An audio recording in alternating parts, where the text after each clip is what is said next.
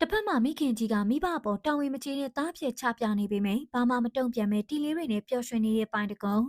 မိဘတွေကိုတီလေးလောက်တောင်ခေမဆိုင်လို့လူပြောများနေတာကတရုတ်ဆောင်မင်းသားပိုင်းတကုံမှာ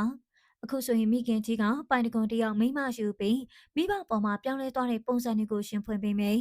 ပိုင်းတကုံကတော့တီလေးတွေနဲ့ပျော်ရွှင်စွာနေနေတာဖြစ်ပါတယ်ဒါကြောင့်လေလူတွေကစိတ်ဆိုးကြတာပါအစောပိုင်းမှာတော့ပိုင်းတကွန်ဟာမိဘပေါ်မှာတည်တံ့လိမ့်မှာပြီးရလာသမျှအမှုပညာကြီးတွေကိုမိဘတွေကိုတပြားမကျန်ပြန်အပ်တတ်တဲ့သားလိမ္မာလေးပါဒါပေမဲ့လည်းမြန်မာနိုင်ငံရဲ့ချမ်းသာဆုံးတထေသမီးလင်းမြဖို့နဲ့လက်ထပ်ပြီးမှမိဘတွေကိုမောက်မောက်မမမတူတလို့မတန်တလို့ဆက်ဆံတယ်လို့ဆိုပါတယ်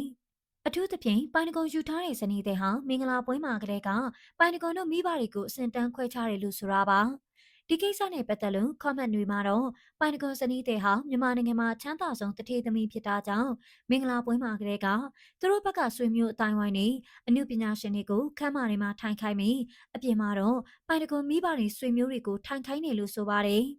အစားတောက်တောင်ခွဲခြားကျွေးနေလို့ပြောလာတာပါဒါအပြင်မင်္ဂလာဆောင်ပြီးနောက်ရန်ပိုင်တကွန်မိဘတွေကိုပိုင်တကွန်ဝယ်ပေးထားတဲ့အိမ်ကနေနှင်ချတယ်လို့ဆိုပါတယ်ပိုင်တကွန်ဇနီးဟာပိုင်တကွန်ကိုမိဘတွေဆွေမျိုးတွေနဲ့အဆက်အသွယ်ဖြတ်ခိုင်းကအကုန်လုံးသူမပဲလွှမ်းမိုးချုပ်ကင်ထားတယ်လို့ဆိုတာပါဒီလိုသတင်းတွေကိုတော့ပိုင်တကွန်ကဘာမှမတုံ့ပြန်မိတီလေးတွေနဲ့ပဲအချိန်ကုန်ဆုံးနေလို့လူတွေကြားမှာပြောစရာဖြစ်လာတာဖြစ်ပါတယ်